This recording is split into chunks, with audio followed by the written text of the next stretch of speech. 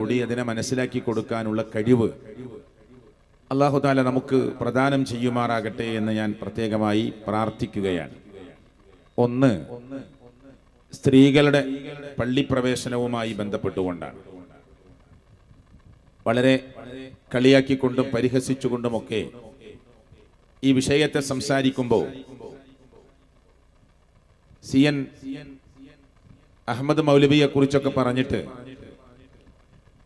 പള്ളിയിൽ പോകാൻ വേണ്ടി ആദ്യമായി പറഞ്ഞ ഒരു വ്യക്തിത്വമാണ് അദ്ദേഹം എന്ന് പറഞ്ഞ് സ്ത്രീകൾക്കും പുരുഷന്മാർക്കുമൊക്കെ ആ നഗ്നതയുടെ ഭാഗം മാത്രം മറച്ചുകൊണ്ട് മുന്നും പിന്നും മറച്ച് പള്ളിയിൽ പോയാൽ മതി എന്ന് പറഞ്ഞവരാണ് ഇവർ എന്നൊക്കെ അള്ളാഹു കൊടുത്ത നാവുകൊണ്ട് റബ്ബിന്റെ ദീനിനെ പരിഹസിക്കുമ്പോൾ സഹോദരങ്ങളെ, നാളെ റബ്ബിന്റെ കോടതിയിൽ ചെന്നു നിൽക്കണമെന്ന ഒരു ബോധം പ്രിയപ്പെട്ടവരെ നമുക്കുണ്ടാവണമെന്നതാണ് എനിക്ക് ആമുഖമായി ഓർമ്മപ്പെടുത്താനുള്ളത്. ഇവിടെ സംസാരിച്ചു പോയ ഉസ്താദുമാരിൽ ചിലർ പല നാടുകളിലും ചെന്ന് സംസാരിക്കുന്നതാണ്. ആദ്യമായി ഒതായിലാണ്, കേരളത്തിലെ മലപ്പുറം ജില്ലയിലെ ഇടവണ്ണക്കപ്പുറമുള്ള ഒതായിലാണ് ആദ്യമായി സ്ത്രീകൾ പള്ളിയിൽ പോയത് എന്നൊക്കെ. ആ നാട്ടിൽ ചെന്നും അങ്ങനെയുള്ള സംസാരം നടത്തിയപ്പോ പർദ്ദക്കുള്ളിൽ 4 കാല് കണ്ടു എന്ന പരാമർശമൊക്കെ നടത്തി സംസാരിച്ചപ്പോൾ ചോദ്യം ചെയ്തതാണ്. ഞാൻ അവിടേക്ക് ഇപ്പൊ പ്രവേശിക്കുന്നില്ല. ആ പള്ളിയിൽ ബാങ്ക് വിളിക്കുന്ന, ആ പള്ളിയുമായി ബന്ധപ്പെട്ട സേവനങ്ങൾ ചെയ്തുകൊണ്ടിരിക്കുന്ന ഒരു മനുഷ്യനെ പരാമർശിച്ചുകൊണ്ട് പ്രിയപ്പെട്ടവരെ പർദ്ദക്കുള്ളിൽ 4 കാല് കണ്ടു എന്നുള്ള സംസാരമൊക്കെ നടത്തിയപ്പോ അവിടെ മക്കളും പേരക്കുട്ടികളുമൊക്കെ ചോദ്യം ചെയ്തത് കേരളക്കരെ കേട്ടതും കണ്ടതുമാണ്. പച്ചക്കളവ് പറഞ്ഞ് ആളുകളെ നുണക്കഥകൾ പറഞ്ഞ് ചിരിപ്പിച്ച് അള്ളാഹുവിന്റെ ദീനിനെ വക്രീകരിക്കുവാനും ഇസ്ലാമിൽ വന്നിരിക്കുന്ന അധ്യാപനങ്ങളെയും പ്രമാണങ്ങളെയും അതൊക്കെ തന്റെ നാവിന്റെ നീളം കൊണ്ടും ശക്തി കൊണ്ടും വളച്ചൊടിച്ച് ആളുകളെ ചിരിപ്പിച്ച് തൽക്കാലം നമുക്ക് പിരിഞ്ഞു പോകാം. പക്ഷെ ഹക്കായ ഒരു കാര്യത്തെ, സത്യസന്ധമായ ഒരു കാര്യത്തെ ഇല്ലായ്മ ചെയ്യാൻ വേണ്ടി ശ്രമിക്കുമ്പോൾ നാളെ റബ്ബിന്റെ കോടതിയിൽ ചെന്നു നിൽക്കണം. കാലുകൾ സാക്ഷി പറയുന്ന, തൊലി സംസാരിക്കുന്ന, ചുണ്ടുകൾക്ക് സീല് വെക്കുന്ന റബ്ബിന്റെ പൂർണ്ണമായ അധീനതയിലുള്ള റബ്ബിന്റെ നീതിപൂർവമായ കോടതിയിൽ ചെന്നു നിൽക്കണമെന്ന ബോധം നമുക്കുണ്ടാവണം. ഇവിടെ ഞാൻ വേഗത്തിൽ പറയട്ടെ, സ്ത്രീകൾക്ക് പള്ളിയിൽ ആരാധനാകർമ്മങ്ങൾക്ക് വേണ്ടി പോവാൻ, നമസ്കരിക്കാൻ വേണ്ടി പോവാൻ, അവിടെ ചെന്ന് അള്ളാഹുവിനെ ഓർത്തുകൊണ്ട് സുജൂദിലാകാൻ 150-ലധികം ഹദീസുകൾ ഇസ്ലാമിക പ്രമാണങ്ങളിൽ നിന്ന് ഉദ്ധരിക്കാൻ പറ്റും. അപ്പൊ ഈ ഇങ്ങനെ ഒരു സംസാരത്തിൽ 100-ലധികം ഹദീസുകൾ ഉദ്ധരിക്കുക എന്നത് അപ്രായോഗികമാണ്. ഞാൻ ചില ഹദീസുകളിലേക്ക് ഇൻഷാ അല്ലാഹ് നിങ്ങളുടെ ശ്രദ്ധയെ കൊണ്ടുവരാം. ഒന്ന്, ഇവർ എല്ലാ സ്ഥലത്തും ഹിജാബിന്റെ ആയത്തിറങ്ങിയിട്ട് പോയിട്ടില്ല എന്ന് പറയും. അതിനു മുമ്പ് പോയിരുന്നു. ലോകത്ത് എവിടെയും പോയിട്ടില്ല എന്ന് കളവ് പറയുന്ന ആളുകളുണ്ട്. ചില ആളുകൾ പറയും ഹിജാബിന്റെ ആയത്ത് വരെ പോയിട്ടില്ല. ഹിജാബിന്റെ ആയത്ത് ഇറങ്ങിയതിനു ശേഷം അത് ഹിജാബിന്റെ ആയത്ത് ഇറങ്ങുന്നത് വരെ പോയി, ആയത്ത് ഇറങ്ങിയതിനു ശേഷം പിന്നെ പോയിട്ടില്ല.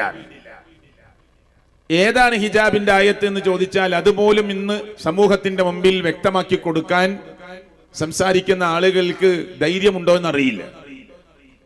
ഏതായാലും ഞാൻ പരിശുദ്ധ ഖുർആനിൽ ഒരായത്തിന്റെ വിശദീകരണത്തിൽ ഇമാം ഇബ്നു കസീർ റഹ്മത്തുള്ളാഹി അലൈഹി, ഷാഫി മദ്ഹബിലെ അഗ്രഗണ്യ പണ്ഡിതനായ മുഫസ്സിറായ ഇമാം ഇബ്നു കസീർ റഹ്മത്തുള്ളാഹി അലൈഹിയുടെ തഫ്സീറിൽ നിന്ന് ഞാൻ ഒരു വാചകം വായിക്കാം. വഖർന ഫീ ബുയൂതികുന്ന വലാ തബറജ്ന തബറുജൽ ജാഹിലിയത്തിൽ ഊലാ. പരിശുദ്ധ ഖുർആനിലെ സൂറത്തുൽ അഹ്സാബ് 33-ാമത്തെ അധ്യായം 33-ാമത്തെ വചനമാണ്. ഈ ആയത്തിന് വിശദീകരണം കൊടുക്കുമ്പോൾ സ്ത്രീകൾ അവരുടെ വീടുകളിൽ അടങ്ങി ഒതുങ്ങി കൂടേണ്ടവരാണ്. സ്ത്രീകൾ അവിടെ വീടുകളിൽ അടങ്ങി ഒതുങ്ങിക്കൂടേണ്ടവരാണ്. ജാഹിലിയ സ്ത്രീകൾ അടിഞ്ഞാടിയതുപോലെ നിങ്ങൾ അടിഞ്ഞാട്ടം നടത്താൻ പാടില്ല എന്ന് പരാമർശിച്ചുകൊണ്ടുള്ള പരിശുദ്ധ ഖുർആനിന്റെ വചനം. ഇവിടെ ഇമാം ഇബ്നു കസീർ റഹ്മത്തുള്ളാഹി അലൈഹി ഷാഫി മദ്ഹബിലെ പണ്ഡിതനാണ്. ഈ പരിസരത്തുള്ള പള്ളിയിൽ ഒരുപക്ഷേ ഇബ്നു കസീർ റഹ്മത്തുള്ളാഹി അലൈഹിയുടെ തഫ്സീർ ഉണ്ടാവാം. ഞാൻ പറയുന്ന വാചകം ആ തഫ്സീറിൽ ഉണ്ടോ എന്ന് നിങ്ങൾക്ക് പരിശോധിക്കാം. അല്ലെങ്കിൽ വരും ദിവസങ്ങളിൽ സംസാരിക്കുന്ന പണ്ഡിതന്മാരെന്ന് അവകാശപ്പെടുന്നവർക്ക് അങ്ങനെ തഫ്സീറിൽ ഇല്ല എന്ന് നിങ്ങൾക്ക് പറ്റുമെങ്കിൽ പറയാം. ഞാൻ വായിക്കാം, കേട്ടോളൂ. ഈ ആയത്തിനെ വിശദീകരിക്കുകയാണ്. അവർ അവരുടെ വീടുകളിൽ അടങ്ങി ഒതുങ്ങി കൂടൽ അനിവാര്യമാണ്. എന്നിട്ടോ തുടർന്ന് പറയാ, ഫലാ തഖ്റുജിന ലിഗൈരി ഹാജ, ആവശ്യങ്ങൾക്ക് വേണ്ടിയല്ലാതെ സ്ത്രീകൾ പുറത്തു പോവാൻ പാടില്ല. സ്ത്രീകൾ അവരുടെ വീടുകളിൽ അടങ്ങി ഒതുങ്ങി കൂടേണ്ടവരാണ്. ആവശ്യങ്ങൾക്ക് വേണ്ടിയല്ലാതെ അവർ പുറത്തു പോകാൻ പാടില്ല. ഷാഫി മദ്ഹബിലെ തഫ്സീറിൽ നിന്നാണ് ഞാൻ വായിക്കുന്നത്. ഇനി എന്താണ് ആവശ്യം? കേട്ടോളൂ. ശിഹാബ് എടക്കരയുടെയോ ഇവിടെ സംസാരിച്ചവരുടെയോ വാചകമല്ല. ഷാഫി മദ്ഹബിലെ അഗ്രഗണ്യ പണ്ഡിതനായ മുഫസ്സിറായ ഇമാം ഇബ്നു കസീർ റഹ്മത്തുള്ളാഹി അലൈഹി പറയാൻ, വമിനൽ ഹവായിജി ശർഇയ്യ, മതപരമായ ആവശ്യങ്ങളിൽപ്പെട്ടതാണ്. ആവശ്യങ്ങൾക്ക് വേണ്ടിയല്ലാതെ പുറത്തു പോകാൻ പാടില്ല എന്ന് പറഞ്ഞിട്ട് മതപരമായ ആവശ്യങ്ങളിൽപ്പെട്ടതാണ് അസ്വലാത്തു ഫിൽ മസ്ജിദ്, പള്ളിയിൽ ചെന്നുകൊണ്ടുള്ള നമസ്കാരം. ബിശർതിഹി, ഷർത്ത് വെച്ചുകൊണ്ടാണ് അത് പറയുന്നത്. പള്ളിയിൽ ചെന്നുകൊണ്ടുള്ള നമസ്കാരം, പ്രിയപ്പെട്ടവരെ, ഒരു സ്ത്രീകളുടെ ആവശ്യത്തിൽപ്പെട്ടതാണ്. ആവശ്യങ്ങൾക്ക് വേണ്ടിയല്ലാതെ സ്ത്രീ പുറത്തു പോകാൻ പാടില്ല. അവർ വീട്ടിൽ അടങ്ങി ഒതുങ്ങി കൂടേണ്ടവരാണ്. പക്ഷെ മതപരമായ ആവശ്യത്തിൽപ്പെട്ടതാണ് പള്ളിയിൽ പോയി നമസ്കരിക്കുക എന്നത്. എന്നിട്ട് അദ്ദേഹം പറയുന്നു, കമാ ഖാല റസൂലുള്ളാഹി സ്വല്ലല്ലാഹു അലൈഹി വസല്ലം, അല്ലാഹുവിന്റെ പ്രവാചകൻ സ്വല്ലല്ലാഹു അലൈഹി വസല്ലം പറഞ്ഞതുപോലെ, ലാ തംനഉ ഇമാ അല്ലാഹി മസാജിദല്ലാഹ്, അല്ലാഹുവിന്റെ അടിയാത്തുകളെ, അല്ലാഹുവിന്റെ അടിയാത്തുകളായ സ്ത്രീകളെ നിങ്ങൾ പള്ളിയെ തൊട്ട് തടയാൻ പാടില്ല. ഇതെവിടെ പറഞ്ഞത്?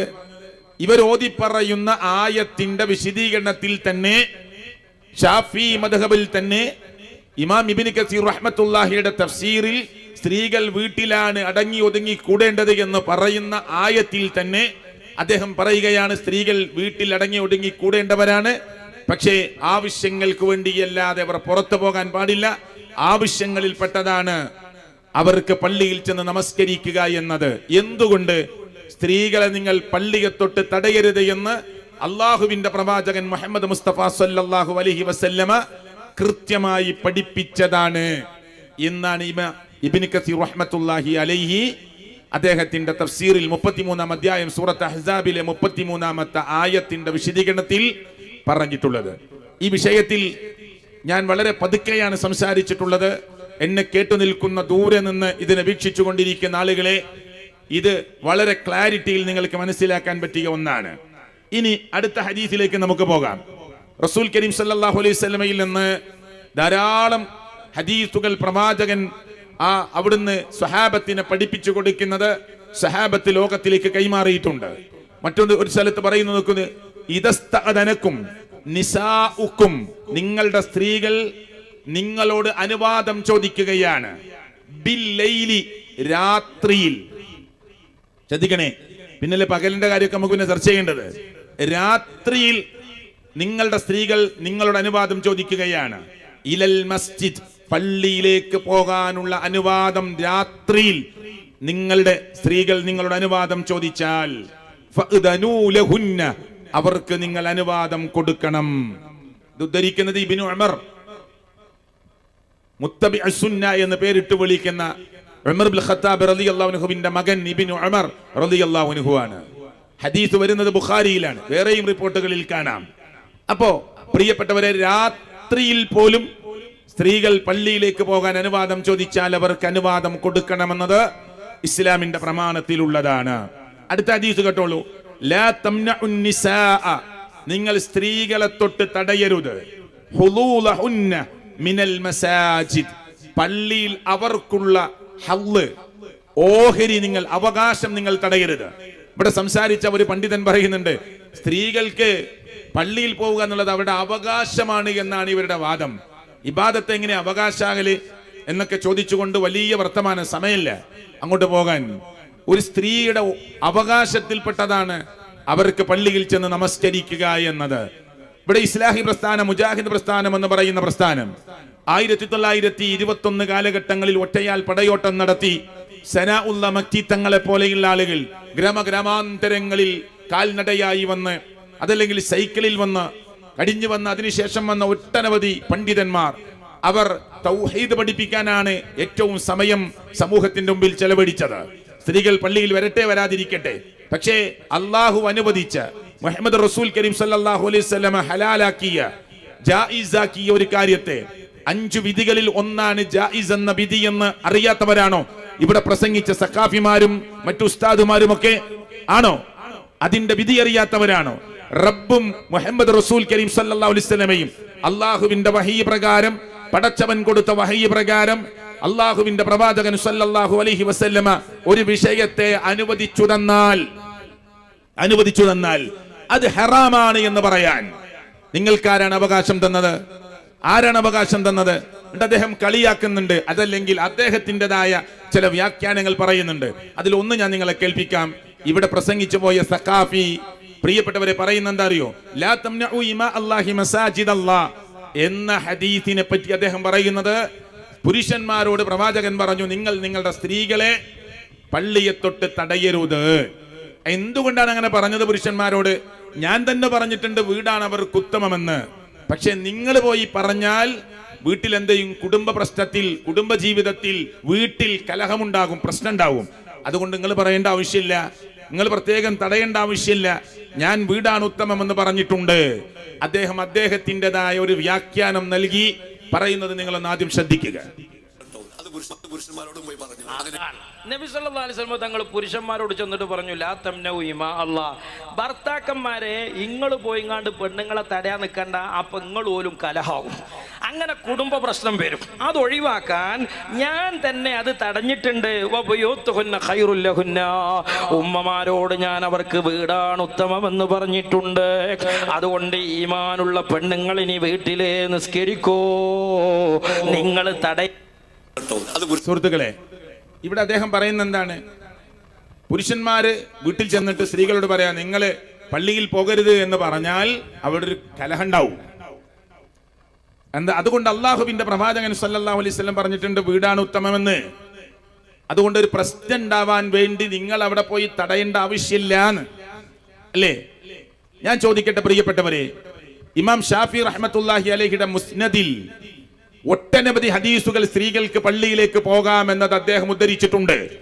അദ്ദേഹത്തിന് ഈ സഖാഫി പറഞ്ഞ വ്യാഖ്യാനം അറിയില്ലേ? പ്രിയപ്പെട്ടവരെ, 150ഓളം ഹദീസുകൾ ബുഖാരിയിലും മുസ്ലിമിലും തിർമിദിയിലും നസായിലും ഇബ്നു മാജയിലും ഒക്കെ കടന്നു വന്നിട്ടുണ്ട്. ഈ ഹദീസുകൾ ഉദ്ധരിച്ച പണ്ഡിതന്മാർക്കൊന്നും നിങ്ങൾ പറഞ്ഞ വ്യാഖ്യാനം അറിയില്ലേ? അതിനെ വിശദീകരിച്ചു തന്ന ലോകത്തിലെ ഒട്ടനവധി അഹ്ലുസുന്ന വൽ ജമാഅത്തിന്റെ പണ്ഡിതന്മാർക്ക് നിങ്ങൾ പറഞ്ഞ വ്യാഖ്യാനം അറിയില്ലേ? ഞാൻ ഇമാം ഇബ്നു കസീർ റഹ്മത്തുള്ളാഹിയുടെ തഫ്സീറിൽ നിന്ന് ഞാൻ വായിച്ചു കേൾപ്പിച്ചില്ലേ?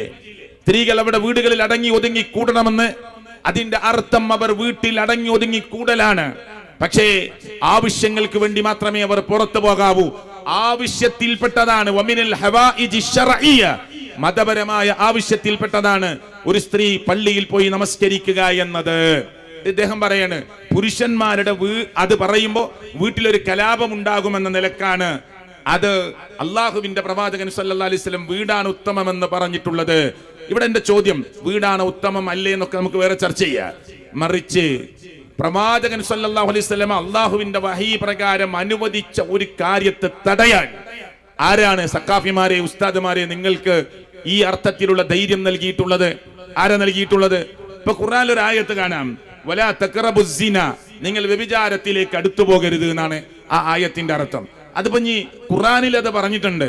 അതുകൊണ്ട് ഇനി പുരുഷന്മാര് പോയി സ്ത്രീകളോട് നിങ്ങൾ വ്യഭിചാരത്തിലേക്കൊന്നും പോകരുത് എന്ന് പറഞ്ഞിട്ട് അവരുടെ ഭാര്യ ഭർത്താക്കന്മാരുടെ കലാപം ഉണ്ടാകുമെന്ന നിലക്കാണ് അള്ളാഹു തന്നെ വലാ തഖറബുസ് സിന എന്ന് ഖുർആനിൽ പറഞ്ഞത്. നിങ്ങൾ വ്യാഖ്യാനിക്കോ? അള്ളാഹു തആല ഒരു കാര്യത്തിലേക്ക് അടുക്കരുത് എന്ന് പറഞ്ഞ് ഒരു വിലക്കിയ ഒരു കാര്യത്തെ നമുക്ക് ദുർവ്യാഖ്യാനം ചെയ്യാൻ പറ്റുമോ? പ്രവാചകൻ സല്ലല്ലാഹു അലൈഹി വസല്ലം പുരുഷന്മാരോട് നിങ്ങളുടെ സ്ത്രീകൾ, നിങ്ങളുടെ അടിയാത്ത്, അള്ളാഹുവിന്റെ അടിയാത്തുകളായ നിങ്ങളുടെ സ്ത്രീകൾ, നിങ്ങളുടെ ഭാര്യമാർ നിങ്ങളോട് റബ്ബിന്റെ ഭവനത്തിലേക്ക് പോകാൻ അനുവാദം ചോദിച്ചാൽ തടയരുത് എന്ന് പറഞ്ഞിട്ടുണ്ടെങ്കിൽ പിന്നെ അതിനെ മൂക്ക് പിടിച്ചു വളച്ച് ദുർവ്യാഖ്യാനം ചെയ്ത് അത് ഈ അർത്ഥത്തിലാണ് പറഞ്ഞത് എന്ന് എന്റെ സ്വഹാബത്തിന് മനസ്സിലായിട്ടില്ലേ? താബീങ്ങൾക്ക് മനസ്സിലായിട്ടില്ലേ?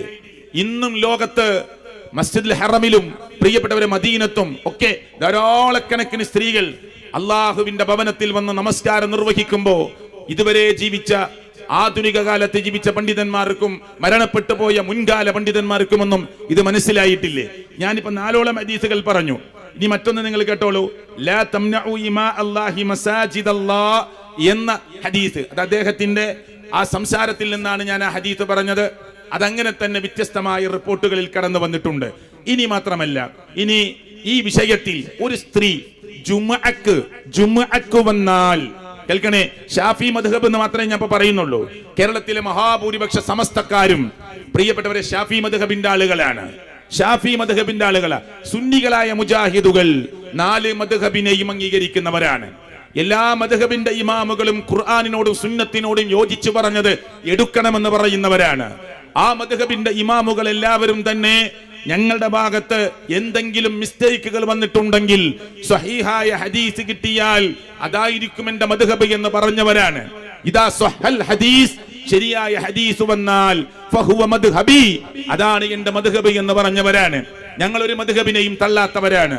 ഖുർആനിനോട് യോജിച്ച് ഹദീസുകളോട് യോജിച്ച ഏതൊരു അഭിപ്രായമാണോ ഏത് പണ്ഡിതന്മാരാണോ പറയുന്നത് അതപ്പടി അംഗീകരിക്കണമെന്ന് ഞങ്ങൾ ഞങ്ങളുടെ കുട്ടികളെ പഠിപ്പിക്കുന്നവരാണ്. ആ അർത്ഥത്തിൽ പണ്ഡിതന്മാരെ ബഹുമാനിക്കുകയും ആദരിക്കുകയും ചെയ്യുന്നവരാണ്. എന്നാൽ നിങ്ങൾ അംഗീകരിക്കുന്നുണ്ടോ? ഈ വിഷയത്തിൽ ഷാഫി മദ്ഹബിന്റെ പണ്ഡിതന്മാരെ നിങ്ങൾ അംഗീകരിക്കുന്നുണ്ടോ? ആ കിതാബുകൾ മുഴുവനും നിങ്ങൾ അംഗീകരിക്കുമോ? പ്രിയപ്പെട്ടവരെ, ഞാൻ ഇതാ ഷാഫി മദ്ഹബിൽ നിന്ന് പറയാം. ഇമാം നബവിയുടെ ഖൗലായി അദ്ദേഹം ലോകത്തെ പഠിപ്പിക്കുന്നതായി ഒരു വാചകം ഞാൻ നിങ്ങളെ വായിച്ച് കേൾപ്പിക്കാം. ഫഖദ് നഖല ഇബ്നുൽ മുൻദിർ വഗൈറുഹു അൽ ഇജ്മാ. ഇജ്മാ എന്ന് പറഞ്ഞാൽ ഏകകണ്ഠ അഭിപ്രായമുണ്ട് എന്നതാണ്. ഐക്യകണ്ഠേന പണ്ഡിത ലോകത്ത് അഭിപ്രായ വ്യത്യാസമില്ലാതെ പ്രഖ്യാപിക്കുന്ന ഒരു ഫത്വയാണ് പറയുന്നത്. കേട്ടോളൂ. ഫഖദ് നഖല ഇബ്നുൽ മുൻദിർ വഗൈറുഹു അൽ ഇജ്മാ അലാ അന്നഹ ലൗ ഹളറത് വസല്ലത്തിൽ ജുമുഅ ജാസ. ഒരു സ്ത്രീ ജുമുഅക്ക് വന്നു, ജുമുഅയിൽ പങ്കെടുത്തു, നമസ്കരിച്ചു, അവളുടെ നമസ്കാരവും ജുമുഅയും ജായിസാണ്. ആരാ പറയണത്? ഷാഫി മദ്ഹബാണ് പറയുന്നത്. വഖദ് സബതത്തിൽ അഹാദീസു സ്വഹീഹ അൽ മുസ്തഫീല. എന്തുകൊണ്ടാണ് സ്വഹീഹാണ് ജായിസാണ് എന്ന് പറയാനുള്ള കാരണം? വഖദ് സബതത്തിൽ അഹാദീസു സ്വഹീഹ അൽ മുസ്തഫീല. കുറ്റമറ്റതായ നേരായ ഋജുവായ രീതിയിൽ കുറ്റമറ്റതായ ഹദീസുകൾ എത്ര വന്നു? ധാരാളം ഹദീസുകൾ സ്വഹീഹായി വന്നിട്ടുണ്ട്. ഏത് വിഷയത്തിൽ?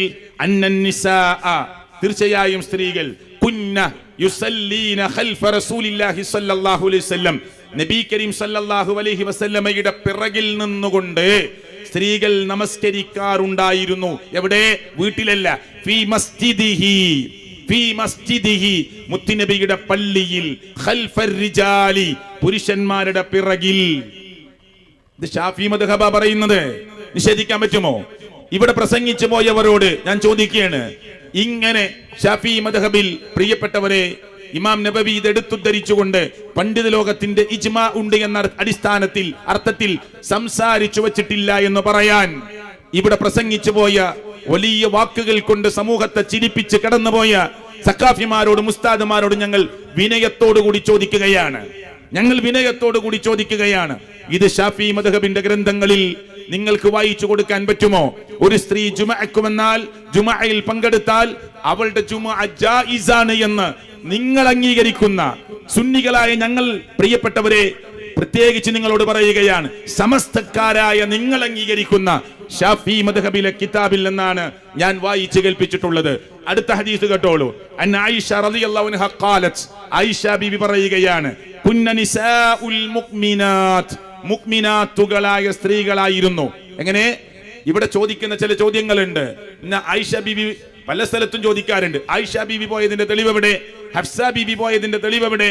ഇങ്ങനെ ഓരോ പ്രവാചകന്റെ പത്നിമാരുടെ പേരെടുത്ത് പറഞ്ഞിട്ട് അവർ ളുഹറിന് പോയത്, ഇവർ അസറിന് പോയത്, അവര് മഗ്രിബിന് പോയത്, ഇങ്ങനെ തെളിവ് ചോദിക്കുന്ന പണ്ഡിതന്മാരെന്ന് അവകാശപ്പെടുന്നവരോട് ഞാൻ കൃത്യമായി ഓർമ്മപ്പെടുത്തുകയാണ്. ആയിഷ റളിയല്ലാഹു അൻഹയാണ് ഉദ്ധരിക്കുന്നത്. കേട്ടോളൂ. കുന്ന നിസാഉൽ മുഅ്മിനാത്ത്, മുക്മിനാത്തുകളായ സ്ത്രീകളായിരുന്നു. മുക്മിനുകളുടെ ഉമ്മമാരായിട്ടാണ് മുത്തുനബിയുടെ ഭാര്യമാർ ലോകത്തിന്റെ മുമ്പിൽ ഇസ്ലാം പരിചയപ്പെടുത്തിയിട്ടുള്ളത്. ആ മുക്മിനാത്തുകളായ സ്ത്രീകൾ പോയിരുന്നു, അവർ പങ്കെടുത്തിരുന്നു. കേട്ടോളൂ, ശരിക്കും ശ്രദ്ധിച്ചോളൂ. യശ്ഹദീന മഅ റസൂലില്ലാഹി സ്വല്ലല്ലാഹു അലൈഹി വസല്ലം, നബിയുടെ കൂടെ അവർ ഹാജരാകുമായിരുന്നു, പങ്കെടുക്കുമായിരുന്നു. ഏതിന്? ളുഹറിനല്ല, അസറിനല്ല, മഗ്രിബിനല്ല, ഒക്കെ വേറെ തെളിവുകളുണ്ട്.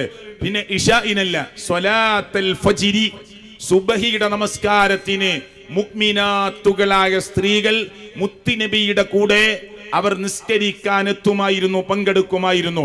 എങ്ങനെയാണ് അവർ വന്നിരുന്നത്? മുതലഫിആതിൻ ബിമുറൂതിഹിന്ന ثم ينقلبن الى بيوتهن حين يقضين الصلاه لا يعرفهن احد من الغلس. വളരെ ക്ലിയർ ആണ്. മൂടി പുതച്ച് അങ്ങനെയാണ് അവർ വരാറുണ്ടായിരുന്നത്.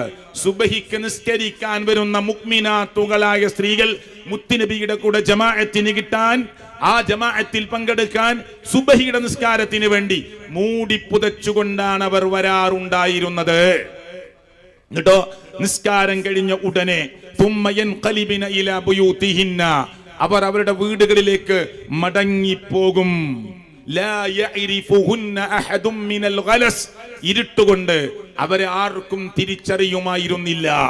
എന്നിട്ട് പണ്ഡിതന്മാർ പറഞ്ഞു കൊടുക്കുകയാണ്, ഈ ഹദീസ് ഒരു വലിയ പ്രസ്ഥാനത്തിന്റെ അമരക്കാരനാണെന്ന് പറയുന്ന, വലിയ പ്രസിഡന്റാണെന്ന് അവകാശപ്പെടുന്ന മനുഷ്യൻ വരെ പറഞ്ഞ എന്താ അറിയോ? ഈ ഹദീസൊക്കെ ഞങ്ങൾ കേട്ടിട്ടുണ്ട്, ഞങ്ങൾ പഠിപ്പിച്ചിട്ടുണ്ട്, ഞങ്ങൾ ദർസിൽ ഓതി കൊടുക്കുന്നുണ്ട്, ഞങ്ങളുടെ ചെറിയ കുട്ടികൾക്ക് വരെ അറിയാം. അല്ലാതെ ഞങ്ങൾ നിങ്ങളുടെ നാവിൽ നിന്ന് കേട്ട ഹദീസ് ഒന്നുമല്ല, ഇതൊക്കെ ഞങ്ങൾ പഠിച്ചതും ഓതി പഠിപ്പിച്ചതും ഓതി കൊടുക്കുന്നതുമാണ്. പക്ഷെ നിങ്ങൾ പറയുന്ന അർത്ഥമല്ല അതിന്. പിന്നെന്താ അതിന്റെ അർത്ഥം? അത് വീട്ടിന്റെ ഉള്ളിൽ നിസ്കരിക്കാൻ വേണ്ടിയുള്ള ഒരു പ്രത്യേക റൂമിലോ സ്ഥലത്തോ നിസ്കരിക്കുന്നതിനെ കുറിച്ചാണ് പറയുന്നത്. എങ്കിൽ ഈ പ്രസ്ഥാനങ്ങളുടെ അമരത്തിരിക്കുന്ന നേതാക്കന്മാരോട് ഞങ്ങൾ വിനീതരായ മുജാഹിദ് പ്രസ്ഥാനത്തിന്റെ വിസ്ഡം ഇസ്ലാമിക് ഓർഗനൈസേഷന്റെ സാധാരണ പ്രവർത്തകന്മാരായ എളിയ പ്രബോധകന്മാരായ ഞങ്ങളെപ്പോലെയുള്ള ഈ പ്രിയപ്പെട്ടവരെ, സാധാരണക്കാർ നിങ്ങളോട് ചോദിക്കുകയാണ് ഒരു ചോദ്യം. ഈ ഹദീസിന്റെ അർത്ഥം എന്താണ് പ്രിയപ്പെട്ടവരെ? ഇരുട്ടുകൊണ്ടവരെ തിരിച്ചറിയുമായിരുന്നില്ല. സുബഹിയുടെ നിസ്കാരത്തിന് വേണ്ടി അവർ നബിയുടെ കൂടെ പങ്കെടുക്കും. നിസ്കാരം കഴിഞ്ഞ ഉടനെ അവർ അവരുടെ വീടുകളിലേക്ക് മടങ്ങിപ്പോകും. വീട്ടിന്റെ ഉള്ളിൽ ഒരു റൂമിൽ ഈത്തപ്പന ഓല കൊണ്ട് മറച്ചുണ്ടാക്കിയ വീടാണെന്ന്, അല്ലേ? ചെറിയ ചെറിയ വീടുകളാ. ആ വീട്ടിനുള്ളിൽ ആരാ ഉണ്ടാവുക? ഭർത്താവും ഭാര്യയും മക്കളും വാപ്പയും ഉമ്മയും ഇങ്ങനെയൊക്കെയല്ലേ ഉണ്ടാവുള്ളൂ. എന്നിട്ട് ആ വീട്ടിന്റെ ഉള്ളിൽ നിന്ന് ഏതെങ്കിലും ഒരു ഇബ്രാഹിമിന്റെ ഭാര്യ ആ റൂമിൽ കയറി നിസ്കരിച്ച്, നിസ്കാരം കഴിഞ്ഞിട്ട് ഇരുട്ടുകൊണ്ട് അവരെ ആർക്കും തിരിച്ചറിയില്ല. വേഗം നിസ്കാരം കഴിഞ്ഞ് അവർ വീട്ടിലേക്ക് തന്നെ മടങ്ങിപ്പോയി. പിന്നെ എവിടേക്ക് അവർ മടങ്ങിപ്പോയത്? ഈ ഹദീസ് ഒന്നും കൂടി നിങ്ങൾ ശ്രദ്ധിച്ചു നോക്കൂ. യശ്ഹദീന മഅ റസൂലില്ലാഹി സ്വല്ലല്ലാഹു അലൈഹി വസല്ലം, അവർ നബിയുടെ കൂടെ പങ്കെടുക്കുമായിരുന്നു. സ്വലാത്തുൽ ഫജ്രി, സുബ്ഹിയുടെ നമസ്കാരത്തിന്. എങ്ങനെയാണ് അവർ വരിക? മുതലഫിആതിൻ ബിമുറൂതിഹിന്ന സുമ്മ, പിന്നെ യൻഖലിബിന ഇലാ ബുയൂതിഹിന്ന, അവരവരുടെ വീടുകളിലേക്ക് മടങ്ങി പോവുകയാണ്. അപ്പോ ഹീന യഖ്ലീന സ്വലാ, നമസ്കാരം കഴിഞ്ഞ ഉടനെ. അപ്പോ ഒരു നബിയുടെ കാലത്ത്, സല്ലല്ലാഹു അലൈഹി വസല്ലം കാലത്ത്, ഒരു ഈത്തപ്പന ഓല കൊണ്ട് മറച്ചുണ്ടാക്കിയ ഒരു ചെറിയ വീട്ടിൽ നിസ്കരിക്കാൻ ഒരു റൂം ഉണ്ടെങ്കിൽ ആ റൂമിൽ നിന്ന് ഉമ്മ നിസ്കരിച്ച് ബെഡ്റൂമിലേക്ക് പോയി, അടുക്കളയ്ക്ക് പോയി. ബാപ്പ ചോദിച്ചു മക്കളോട്, ഉമ്മ എവിടെയെന്ന്. അറിയില്ല. ഇപ്പോ നിസ്കാരം കഴിഞ്ഞിട്ട് കുറച്ച് ആൾക്കാർ അങ്ങോട്ട് പെരേക്ക് മടങ്ങിപ്പോയിക്കണ്. ആ കൂട്ടത്തിൽ ഉണ്ടോന്ന് അറിയില്ല. ആണോ? അങ്ങനെയാണോ? ഇരുട്ടുകൊണ്ട് ആർക്കും തിരിച്ചറിയുമായിരുന്നില്ല. ആർക്ക്? ഭർത്താവിനോ മക്കൾക്കോ? ആർക്കായി തിരിച്ചറിയാത്തത്? നിസ്കാരം കഴിഞ്ഞ് അവർ അവരുടെ വീടുകളിലേക്ക് മടങ്ങി പോകുമ്പോ ഇരുട്ടുകൊണ്ട് അവരെ തിരിച്ചറിയുമായിരുന്നില്ല. ആർക്കാണ് ഈ തിരിച്ചറിയാത്തത്? ഈ ഹദീസ് നിങ്ങൾ കണ്ടാൽ പോരാ, നിങ്ങളുടെ അനുയായികൾക്ക് കേൾപ്പിച്ചാൽ പോരാ, അതിന്റെ ഉദ്ദേശാർത്ഥം പഠിപ്പിച്ചു കൊടുക്കാൻ, ഹക്ക് ഹക്കായി പറയാൻ, നമ്മൾ മുമ്പേ ഹറാമെന്ന് പറഞ്ഞു വെച്ചത് തിരുത്തി പറയാൻ അള്ളാഹുവിന്റെ പ്രവാചകൻ സല്ലല്ലാഹു അലൈഹി വസല്ലമയുടെ തിരുനാവ് കൊണ്ട് പ്രിയപ്പെട്ടവരെ സഹാബത്തിനെ പഠിപ്പിച്ചു കൊടുത്ത, കൈമാറി കൈമാറി വന്ന 100-ലധികം ഹദീസുകൾ ഉണ്ടായിട്ടും ഞങ്ങൾ മുമ്പേ പറഞ്ഞു വെച്ചത് തിരുത്തി പറയാൻ മടിച്ചു നിൽക്കുന്ന പണ്ഡിതന്മാരെ നാളെ റബ്ബിന്റെ കോടതിയിൽ നിങ്ങൾ ചെന്നു നിൽക്കേണ്ടി വരും. സംവാദങ്ങളിലും ഖണ്ഡനമണ്ഡന പ്രസംഗങ്ങളിലും പേരോട ഉസ്താദിനെ പോലെയുള്ള ആളുകൾ, കാന്തപുരം ഉസ്താദിനെ പോലെയുള്ള ആളുകൾ പറഞ്ഞിട്ടുണ്ട് കിളവികൾക്ക് പോകാമെന്നൊക്കെ പറഞ്ഞിട്ടില്ലേ? യുവതികൾക്ക് പോകാൻ പാടില്ല. കിളവികൾക്ക് പോകാമെന്ന് ഞങ്ങളുടെ പണ്ഡിതന്മാർ തിരിച്ചു ചോദിച്ചിട്ടുണ്ട്. ഒരു സ്ത്രീക്ക് പ്രായം കൂടിയാൽ, കിളവിയായാൽ, വയസ്സെത്തിയായാൽ പെണ്ണാണാകുമോ? പിന്നെ എങ്ങനെയാണ് അവർ പോവുക എന്ന് ചോദിച്ചിട്ടുണ്ട്. അതൊന്നും ഞാൻ അവിടേക്ക് ഇപ്പൊ കടന്നു പോകുന്നില്ല. ഇൻഷാ അല്ലാഹ് മറ്റൊരു സമയമുണ്ടെങ്കിൽ നമ്മൾ അപ്പോൾ ചോദിക്കാം.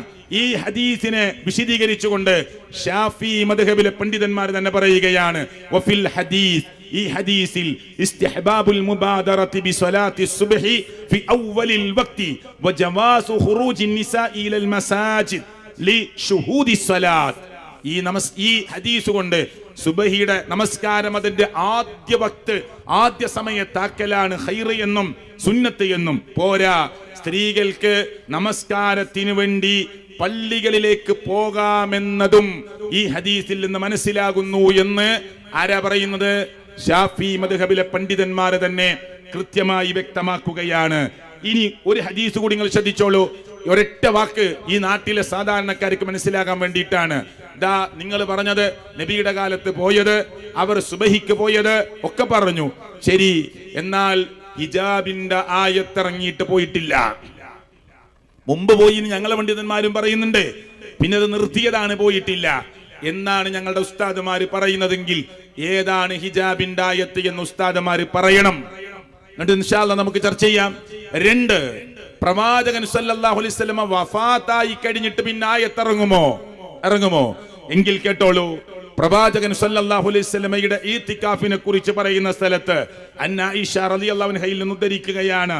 സൗജി നബി സല്ലല്ലാഹു അലൈഹി വസല്ലമ, നബിയുടെ പ്രിയപ്പെട്ട പത്നി ആയിഷ ബിബി പറയുകയാണ്, അന്നൻ നബി സല്ലല്ലാഹു അലൈഹി വസല്ലം, അല്ലാഹുവിന്റെ പ്രവാചകൻ, കാന യഅതകിഫു അൽ-അശ്റൽ അവാഖിർ മിൻ റമളാൻ, റമളാനിലെ അവസാനത്തെ 10 അല്ലാഹുവിന്റെ പ്രവാചകൻ ഇഅ്തികാഫ് ഇരിക്കാറുണ്ട്.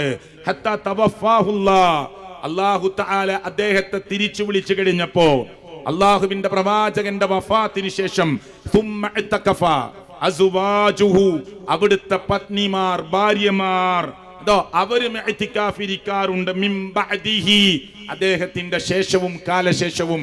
അപ്പൊ ഏതായത്ത് ഇറങ്ങിയത്? അള്ളാന്റെ റസൂൽ ലോകത്തുനിന്ന് റബീഉൽ അവ്വൽ മാസം വിട പറയുമ്പോ തന്റെ പ്രിയപ്പെട്ട പത്നിമാരോട് പള്ളിയിൽ പോകാൻ പാടില്ല എന്ന് പറഞ്ഞു കൊടുത്തിട്ടില്ലേ? അത് ഹറാമാണെന്ന് പറഞ്ഞു കൊടുത്തിട്ടില്ലേ? അവർക്കറിയില്ലേ? നബി സല്ലല്ലാഹു അലൈഹി വസല്ലം വഫാത്തിന് ശേഷവും അവർ ഈത്തികാഫ് ഇരുന്നു. ഇവിടെ പ്രസംഗിച്ചവരുടെ വാദപ്രകാരം ഏറ്റവും സഹീഹായ ഈത്തികാഫ് നടക്കണമെങ്കിൽ ജുമാഅയുള്ള പള്ളി വേണ്ടേ?